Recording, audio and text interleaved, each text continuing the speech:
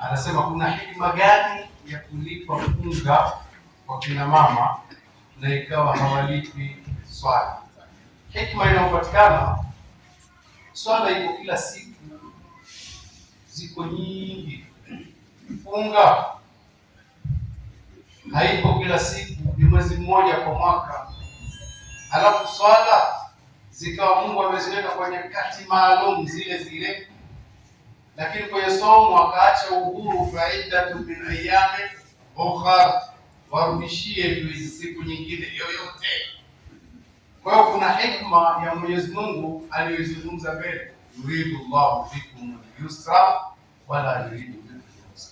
Allah kwenye hii dini anapokuamrisheni vitu, sio kwamba lengo ni kukutieni uzito, hakuifanya dini kwa uzito, anakutakieni wepesi, hataki kuwatia uzito. Kwa hiyo kwenye hii somo ambayo ni mwezi kwa mwaka mzima, akatoa ule wepesi unavyoonekana kwamba siku yoyote tu alipo anaweza kufunga siku moja akapumzika, akaja akalipa nyingine akapumzika, yale.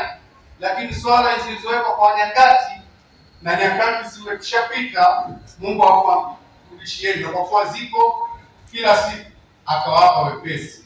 Hekima zake ni Allah kuwapa wepesi kwenye hili, lakini Mungu akawaambia endeleeni kutii. Kwa hiyo kutii kunatakiwa. Sawa sawa. La pili, Lailatul Qadr kwa nini imefichwa? Lailatul Qadr, hikma gani ya kufichwa?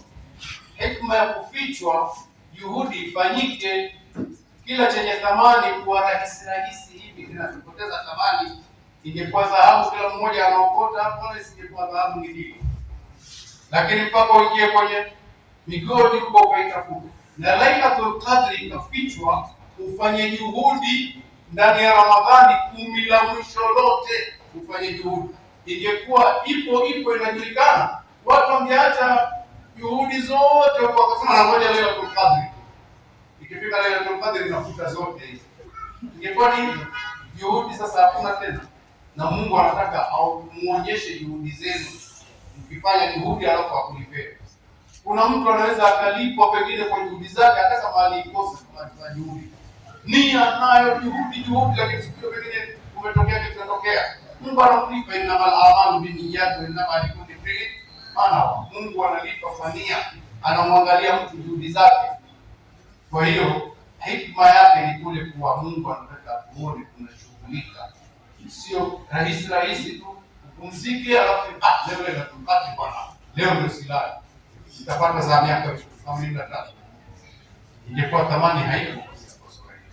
La tatu, vitu gani vya kisasa ambavyo vinaweza kuathiri hukumu za funga? Vitu vya kisasa ni kama vile kina mama kusema wale vidonge ili wasipate ada.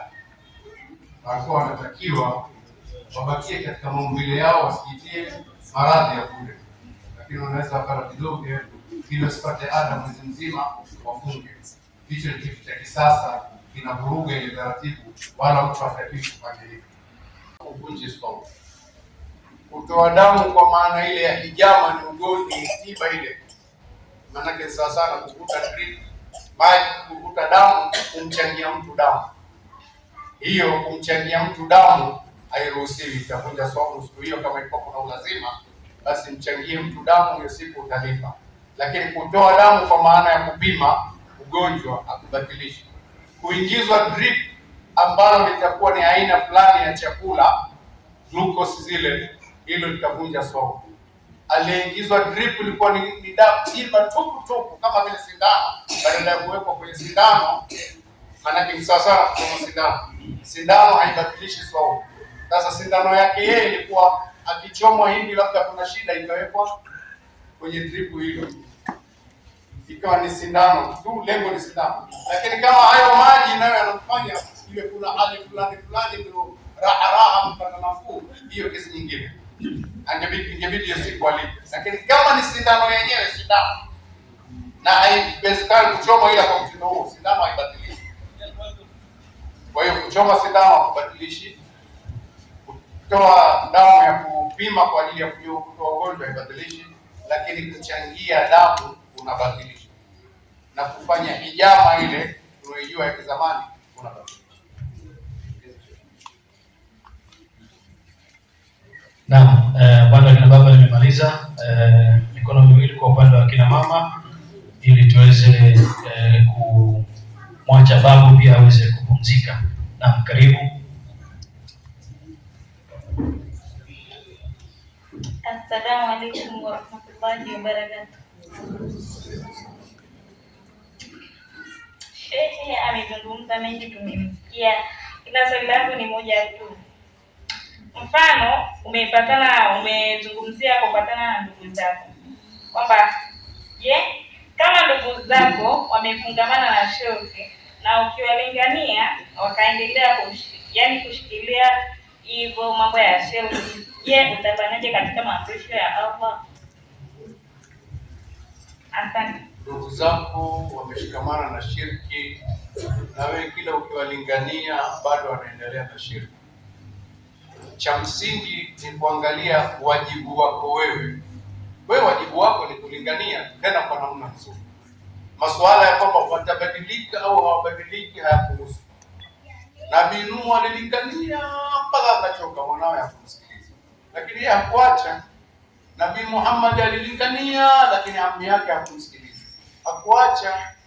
Nabii Ibrahim alilingania, baba yake hakumsikiliza, lakini hakuacha, mpaka alipoambiwa sasa ondoka bwana, akaondoka.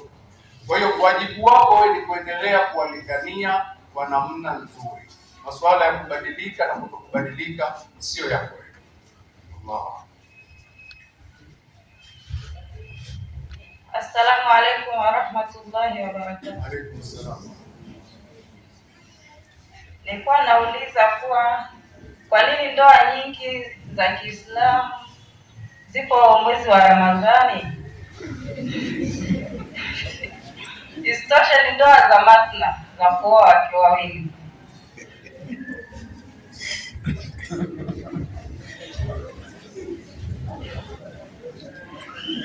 Swali hili tutarudi kwenye lengo la ndoa.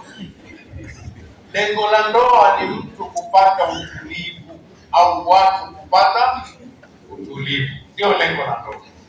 Na msababishi mkubwa wa ndoa anakuwa ni mwanamume. Msababishi anaisababisha ile ndoa ifungwe lini. Sasa yeye pengine ndio aliona amekosa utulivu sehemu fulani, anautafuta tena sehemu nyingine. Sio kwamba hampendi mke wa kwanza, maana tumesema sana nyingine zinafanyika zamani. Mwanamume kuongeza mke mwingine sio hampendi tena mke wa kwanza, lakini kuna aina fulani ya utulivu aliokuwa anautafuta na huko, na huo utulivu hawezi kusema. Sio lazima kila kitu akiseme. Daktari hakagui magonjwa alafu akawaambia watu. Kwa hiyo yeye ana shida yake yeye anaoitafuta. Kwa hiyo anatafuta utulivu. Pengine hao wanaofunga ndoa karibu na Ramadhani walikuwa wamekosa utulivu, wakaona kama miezi mingine mmekosa utulivu huu, hata Ramadhani nikose. Ikawa wameona karibu na Ramadhani afanye hivyo haraka, ili Ramadhani mwezi wa kujiweka kujizatiti apate utulivu. Ama yule unasema matna, alikuwa kuna kitu fulani ambacho ni chake yeye anakijua. Au kina mama lazima anataka kuoa kwambie jamani, kwamba nimekosa kitu hiki kwako. Eti kweli jamani? Hakuna habari hiyo. Wanaume wanashikwa hapo wanaambia hivi, umekosa nini kwangu wewe? Mwanaume anambia sijakosa chochote. Sasa kwa nini umeoa? Hiyo kwa nini ni ya kwake yeye, haisemeki. Au jamani hamjui kama haisemeki? Haisemeki. Kwani wote mmeumbwa mnafanana? Hamfanani kwa chochote, kila kitu hamfanani. Mnafanana kwa miguu miwili, mikono miwili, macho mawili, lakini hamfanani. Sasa kuna hicho alichokiona yeye, hicho. Kwanza kuna kanuni zile za kitiba ambazo hizo sio za kuulizwa mashehe. Mbona imepitiliza hivi? Hiyo ya madaktari na specialist wa kazi hizo. Au muulize huyo kwamba hii ni shida gani? Daktari akigundua ni ugonjwa na unahitaji tiba, kwa hiyo yeye ataendelea kufunga kwa sababu hiyo sio ada, anatibiwa ugonjwa huo na huko anafunga. Lakini akiambiwa hii ni ada, pengine katika taratibu zako wewe, hormones zako vipi, lakini ni ada, basi avumilie mpaka ile ada itakapokoma, hata kama siku ziliongezeka kuliko zile 6 zake anazojua au 7 imeongezeka mpaka zimefika ngapi, lakini akaambiwa ni ada, akubali. Lakini daktari akimwambia hii sio ada, kuna dawa hizi utapata nafuu, amekishajua kwamba ni ugonjwa, ataendelea kufunga kwa siku hizo huku akiwa anakula dawa. Naam, je, mtu kama anadaiwa Ramadhani zilizopita anaruhusiwa kufunga Ramadhani hii akiwa bado anadaiwa au hukumu yake ipoje? Anaruhusiwa kufunga hata kama ilikuwa kuna jambo limemchelewesha, hata kama ilikuwa pengine likatokana na uvivu kidogo tu, atahukumiwa huo uvivu wake, lakini kufunga mwezi huu mwingine atafunga, na hiyo ataendelea kulipa wakati atakapopata nafuu ya kulipa. Kufunga ni lazima afunge mwezi mwingine hata kama anadaiwa iliyokuwa inapita. Kila tunawahusia msikae mpaka mkadaiwa. Hizo ni nasaha.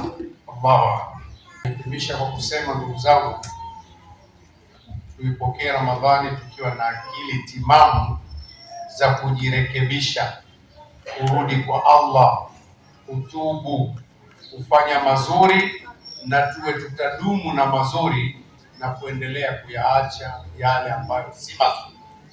Jingine, Ramadhani kila ikija huwa kuna ligi za kidini. Tusifanye ibada kuwa ni ligi za kugombana, kusema sisi ni kundi hili, sisi ni kundi hili. Hakuna habari ya kundi hili na kundi hili. Sisi ni Waislamu. Yale ambayo tumepishana kisheria, basi tuyaangalie kwa sura za upole, tusiangalie kwa sura za kimakundi. Lengo letu sio hilo, ni watu wa moja, dini moja, mafundisho mamoja, marejeo mamoja, kitabu kimoja, kibla moja, mtume mmoja, mwezi mmoja. Kwa hiyo tuondoe ushabiki wa kidini, tufundishane yaliyo mazuri. Ramadhani ije tumejisafisha tayari, tunaendelea kujisafisha. Tumepatana, tunagombana, tuendelee kukaa kwa wazuri. Sallallahu ala nabiyina Muhammad wa ala alihi wa sahbihi wasallam, walhamdulillah.